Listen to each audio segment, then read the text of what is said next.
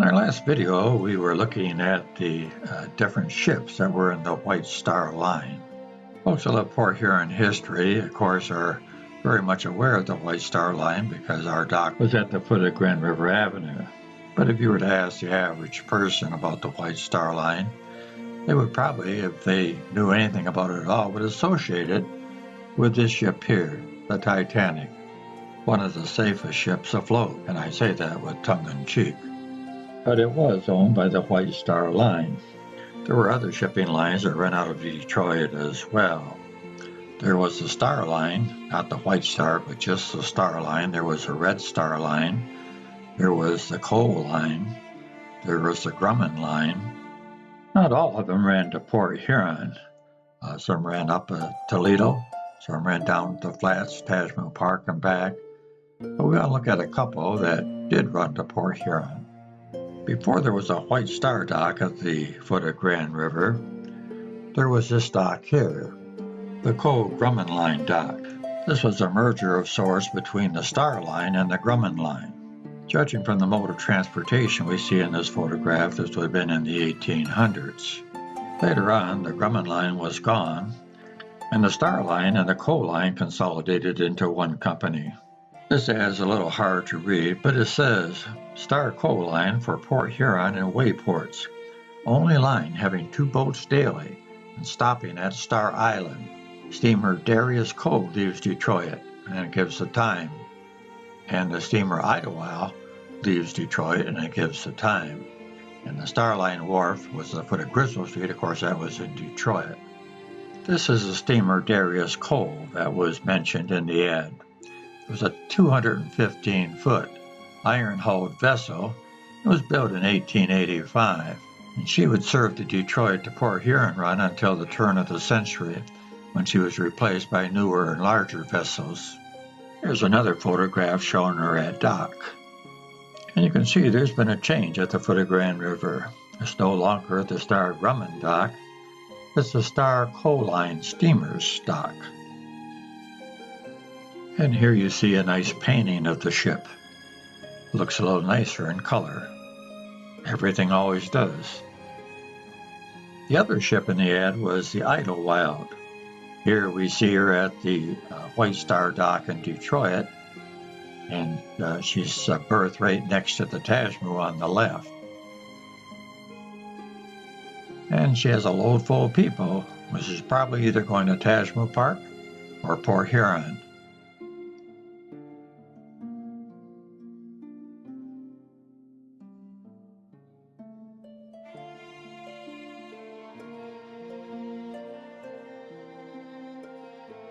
And here you see her on her way.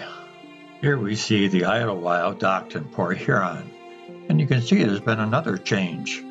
It's no longer the Star Coal dock, that's the White Star dock. And as we go in here to look at the signage, it reads, Office, White Star Line Steamers. Both of these ships would later be leased to the White Star Line and become part of their fleet. Eventually, this building was remodeled to look like this, and the signage says, White Star Steamers. This has always been one of my favorite White Star dock photographs. And the caption on it says, Butler Street Dock, from on the water. So it was taken from the ship, and it shows all the people there milling around the dock. I always took this photograph at face value. I think I first saw it back in 2012 when I started these videos. And I didn't think too much about it. I thought it was really a great photo. But over the years, and it's been 9 years since I've started, I've learned a few things. And one of the things I've learned is there's no large buildings like that on the waterfront, except perhaps the grain elevators. I thought at first perhaps it was just because it was a different era and there were different buildings, but we have pictures from the 1800s and 1900s, none that look like this. And as we go up here a little bit and we look at the advertisement here, Parker Brothers Company, Coal Company. I don't recall seeing a Parker Brothers Company, a coal company anyway, in Port Huron. So That got me thinking, so I started checking directories, the Times Herald archives. There weren't any ads for Parker Coal Company. There wasn't a Parker Coal Company in the directories. So I was pretty sure now that it wasn't Port Huron. So I checked the Detroit archives and I found ads for Parker Brothers Company, Coal Company. So I'm pretty sure now this was the White Star Dock in Detroit. And the address? 15 Atwater Street. Well, I wonder if Atwater Street was near the water. So I checked one of the Sanborn maps. And guess what? Atwater Street was the first street off the river going north and south. The White Star Dock was at the foot of Grizzle Street, and you can see the yellow there on both sides of Grizzle being the White Star Dock. And then if you look over here to the left, you see that yellow part there says hotel. And then behind that, the pink section says printing. Well, now that rang a bell. When you look at this photograph and zoom in on the building where the map indicated, it says, at least you can make out the one word, printing. So this was the White Star Dock in Detroit, not Port Huron. Well, mistakes are made all the time in history because, well, we weren't there. But it seemed like somebody should have caught this one. But who am I to talk? I made a mistake on my last video. When I was narrating this photograph here, I said this was looking east up Grand River Avenue. Of course, it should have been west. If I was looking east, it would be at Sarnia. And a couple of you folks caught that and brought it to my attention, so thank you for that. I like to correct my mistakes, but it wasn't really a mistake, was it? I think it was just a senior moment. All right, keeping along with the nautical theme so far, I found this photograph of this ship docked in Port Huron at the White Star Dock, which really raised my curiosity because of the type of ship it was. It was built in the 1800s, probably before they had cameras, so I was quite surprised, and as I researched it, I found this out. Success was an Australian prison ship built in 1840 in Burma. Between the 1890s and the 1930s, she was converted into a floating museum displaying relics of the convict era and purporting to represent the horrors of penal transportation in Great Britain and the United States of America. I found out by searching the Times Herald archives that this photograph was taken in 1924. And this is what the article said. Success opens for inspection. Musty hulk tells age-old tale of suffering. Musty, dank, at once horrible and picturesque, the old convict ship Success, the last relic of a harsh British penal system of more than a century ago, opened for inspection at the White Star Dock Tuesday evening. For 134 years now, the Success has sailed the seven seas, still strong and seaworthy, although the craft is the grandfather of all ships afloat today. Some conception of the splendor in the early days of the ship, when as an armed East India merchantman, the Success plied between England and the East, can be gained from the rigging of the ship, its high, square stern and quarter galleries, deep waist, and the carved figure of a woman decorating the prow. The paper goes on to say, but the glory of luxurious fittings provided by its owners so that the ship would be fit for the reception of Indian princess, and the menace of her brass guns, meant to frighten away or beat off pirates, have departed, and the drab yellow sides, dotted by the broad arrow, the British prison symbol, and the rotting smell that comes from the damp interior of the ship, are proof that the ship today is little more than a hulk. You can see that those broad arrows were also placed on the sails, so people could see from a distance that it was a prison ship. But at one time it was a pretty luxurious ship. I have photographs of several British postcards of the ship, and these postcards say that it was launched in 1790 but everyone that is authoritative on the subject says it was 1840, which is the date I believe. Perhaps they put it on there just to make the ship older than it was. I don't know. But anyway, this particular postcard shows you the inside of the ship. In this postcard, you see the prisoner receiving 100 lashes with a cat of nine tails. And in this postcard here, you see a man getting scrubbed with a brush with salt water. I don't think this is the way they normally clean themselves, because it says a compulsory bath, and then it says the word victim. So victim scrubbed with salt water. So it had to be something that was painful, especially if they had cuts or were beaten or had cat of nine tails taken to them. But even without that, I think that would be pretty harsh on your skin. Most of these postcards that are shown here are for punishment of the prisoners. And in this postcard, it says the dreaded black hole where hundreds died. The caption on this one reads, "An unfortunate in the embrace of the Iron Maiden."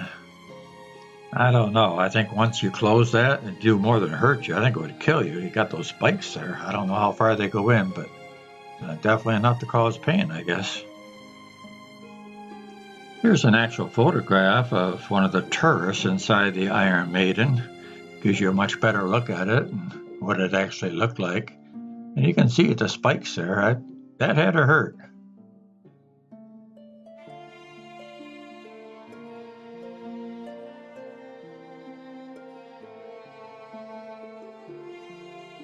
I personally think that people flocked to this ship. I mean, this was before TV, and people didn't even listen to the radio until after supper at night, usually.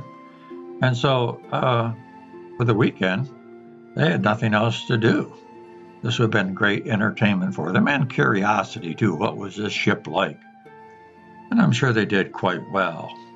This wasn't the first entrepreneurs to take this ship around as a museum ship or a piano ship. The first group purchased the Success in 1890, and it was refitted as a museum ship to travel the world, advertising the perceived horrors of the convict area. But the museum was not a commercial success, and her owners promptly abandoned their business venture and scuttled the ship in Kerosene Bay, which is just near Sydney Bay in Australia. The following year, the sunken Success was sold to a second group of entrepreneurs and refloated. After a thorough refit, she was taken on a tour of Australia and then headed for England in 1894, and in 1912 crossed the Atlantic and was exhibited as the Convict Museum along the eastern seaboard, and later sailed into the Great Lakes. And this postcard here shows the Success coming into Boston Bay. I imagine they were very happy to see land after 96 days on the ocean. Houdini, the great magician, was also connected to the ship Success in 1913, when he told the folks that he would escape from the cell in the Success after he was shackled inside the cell. And if you look at the caption way down at the bottom here, it says, on Wednesday, June 4th, Houdini will publicly attempt to escape one of the cells on the convict ship. And it gives the location. The public are invited to attend. And then as we scroll up, there's a little blurb here from the New York Tribune. And it says, Houdini made good his boast to break out of the convict ship Success after being locked and shackled in one of the cells yesterday afternoon, although it was more than an hour before he finally appeared and swam ashore. The Success would also travel up the west coast of the country, and in 1915 they stopped at the World's Fair in San Francisco, and it was quite the attraction. Matter of fact, we actually have some footage of Fatty Arbuckle, who was an actor and comedian during the silent film days, and his co-star in many of the movies that he appeared in was Mabel Normand, who appears along with him in this video clip taken at the World's Fair as they board the ship Success and look at some of the things that were on it. So I thought you might like to see this as well.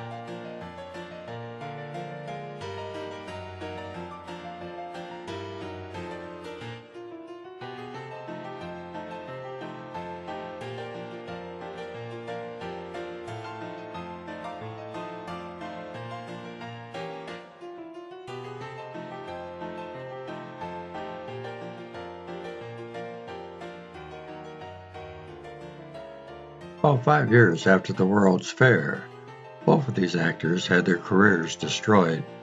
In the early 1920s, Fatty Arbuckle was arrested for murder and rape. He was eventually acquitted, but it destroyed his career. Also in the early 1920s, Norman was involved in a shooting where her gun was used to murder a person by her chauffeur. She eventually was also acquitted, but it also destroyed her career. But they look happy here. Well, maybe not.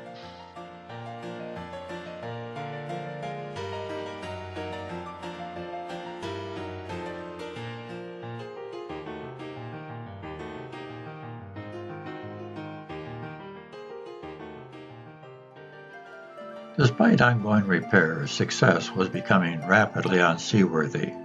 She was towed to Sandusky, Ohio, to be dismantled and sold as scrap. A strong storm sank her at her moorings in Sandusky, which you can see in this photograph here.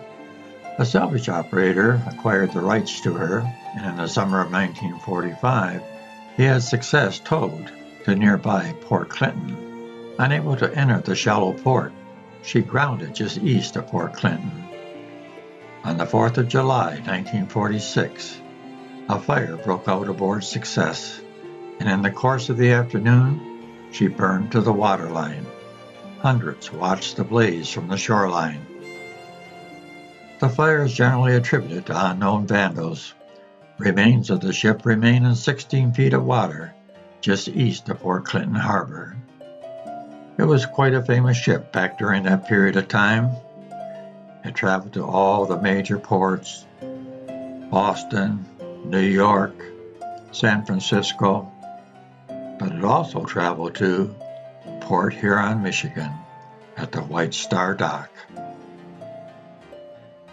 Well, another one that ran a little longer than I anticipated, but I'm like Paul Harvey. I always need to know the rest of the story.